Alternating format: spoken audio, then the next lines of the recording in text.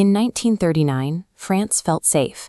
They had spent a decade building the Maginot Line.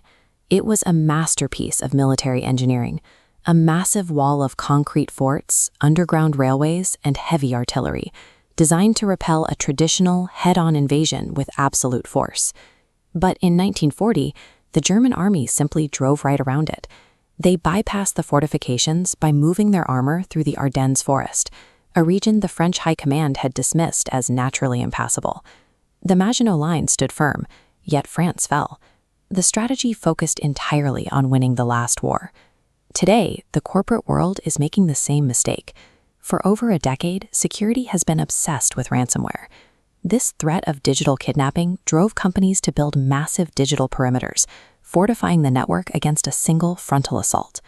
Once a year, the World Economic Forum surveys the people running security for governments and global enterprises. The result is the Global Cybersecurity Outlook, the industry's most authoritative snapshot of modern risk. The 2026 edition just landed, and for the first time in over a decade, ransomware is no longer the top priority for business leaders. The threat didn't shrink, and it wasn't defeated by better firewalls. The attackers just found a way to bypass the wall entirely. Cyber-enabled fraud is now the #1 concern for global CEOs. The momentum is staggering. 77% of organizations reported a direct increase in fraud and phishing attacks over the past year. This threat is now deeply personal. The WEF data shows that 73% of leaders have a personal story of being targeted or knowing another executive who was hit. Fraud doesn't need to break through a firewall or deploy complex malware. It walks through the front door using stolen trust, a fake invoice, a scam text, or an urgent request from a familiar vendor. Cyber warfare has shifted away from technical extortion and toward seamless psychological manipulation. Artificial intelligence provided the exact mechanism that modern attackers needed to effortlessly move around our static corporate defenses. 94% of surveyed leaders expect AI to be the single biggest driver of change in the security landscape.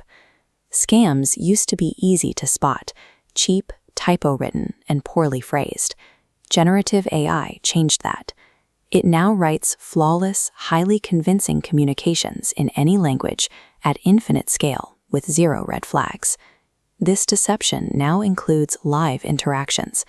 Attackers use deepfakes to simulate a video or voice call from a trusted executive, delivering a malicious instruction that sounds and looks exactly like the boss. There is no software patch for human trust. When an attack wears the face of someone you work with, a billion-dollar network perimeter is useless. The most alarming data point in the WEF report is a quiet one: the deep operational misalignment between the boardroom and the security team.